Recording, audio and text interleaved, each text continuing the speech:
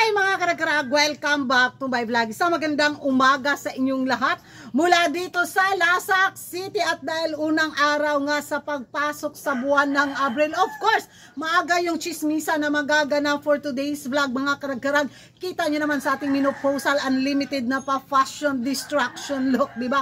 Viga kong viga si Kuragan dahil eto na nga ang mapasabog na mapaiskandalo, intriga na walang katapusan.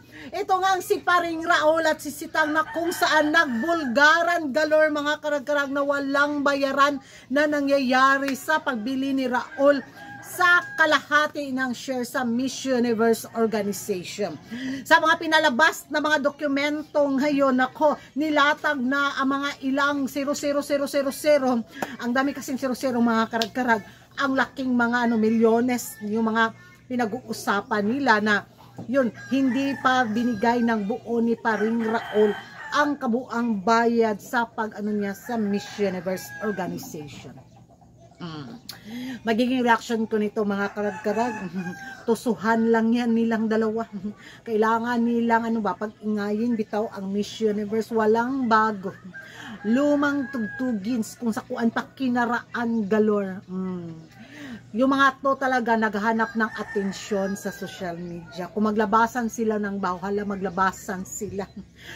Sanay na tayo. Yun yung magiging reaction ko mga karag-karag. Walang kagulat-gulat. Magulat na lang ako kung si Raul at saka si Sitang in relationship na. Yun yung mas exciting siguro na chika mo, di ba? Yung na sila, tsuktsakan silang dalawa. Ayun, parang doon na tayo. Ay, finally.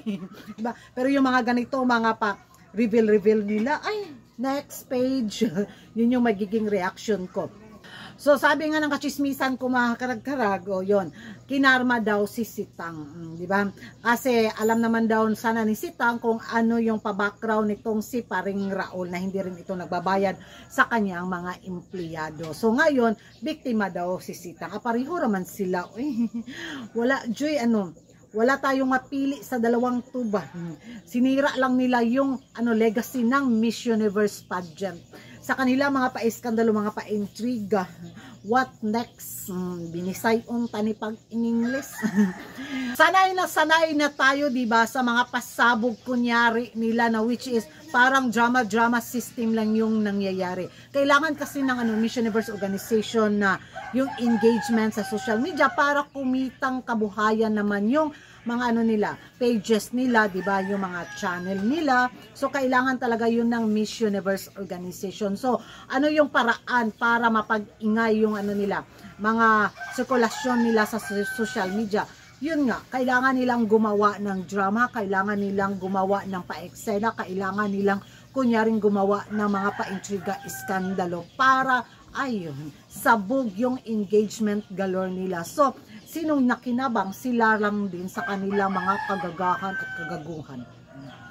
Hay, amot mga karag-karag, makastress sila sa unang araw ko sa buwan ng Abril. Pero yun yung mga pabugad na mga pachika ba na, daoy, Paring Raul, yakan ta karon.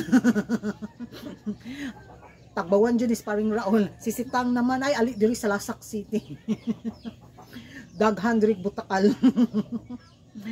So, yan ang mga karag-karag at yun nga yung pagbisita nga rin ni dito sa Pilipinas na which is wala man masyadong kisaw kung sa Bisaya pa. So sa kanyang pagbisita dito sa Pilipinas, 'di ba, isa din yun sa yung pagbisita niya dito bilang sponsor tayo sa Corona sa Miss Universe 2024. So, ayun. Gandang-ganda naman talaga ng natin, reigning Miss Universe. Hindi naman talaga may pagkaila. So, umasa din ako na matupad yung bitaw, yung mga Continental Queens, which is may mga pa-schedule na rin si Chelsea Manalo. Unsay mo hanong? So, kailangan talaga nilang tuparin yung pinangako, bitaw nilang pa-Continental Queens travel galore expenses ng Miss Universe. So, mahirap naman kung hindi nila tuparin yun. Di ma-question mark na naman ang Miss Universe organization. Another intriga na naman, another controversy na naman, di ba? So, yun nga, sa mga pa-schedule na mga pa-Continental Queens, which is yung pinutakte at binusisi rin to ng ating mga kapitbahay ng mga chismoso at mga chismosa ng mga taga Milky Way at mga taga din, Tines, diba? Dahil hindi nakasama nga yung nila, yung si Upal-Upal at Ligwak ganon yung kapitbahay natin sa kabilang bakod. Kaya sabi nila hanggang drawing lang daw yung pa-travel galore ng mga Continental Queens, which is mapahiya sila kung ayun nga matuloy na yung lipad ng mga kandidata may pa-continental titles. So yun yung mga pa-intriga nila galore mga karag-karag. Walang bago. Pag Miss Universe, ayun, madugo, maapoy-apoy, maanghang at malansang mga kontrobersiya.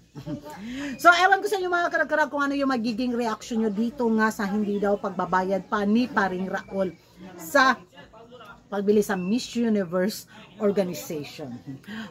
Kakagat ba kayo nitong mga karag-karag? And ano yung masasabi nyo nga dito nga sa pagbisita ni Victoria sa Pilipinas na wala daw masyadong ganap, tahibik lang yung mga pa-eksena at ang mga putakting ng ating mga kapitbahay na drawing lang ang pa-Continental Win Travel. Mag-ingay tayo sa comment section at kung hindi ka pa nakapag-subscribe sa YouTube channel ko, don't forget to like and subscribe. Kuragan Karag, ang babaeng lagi na karag-karag. And see you in my next vlog. Bye-bye!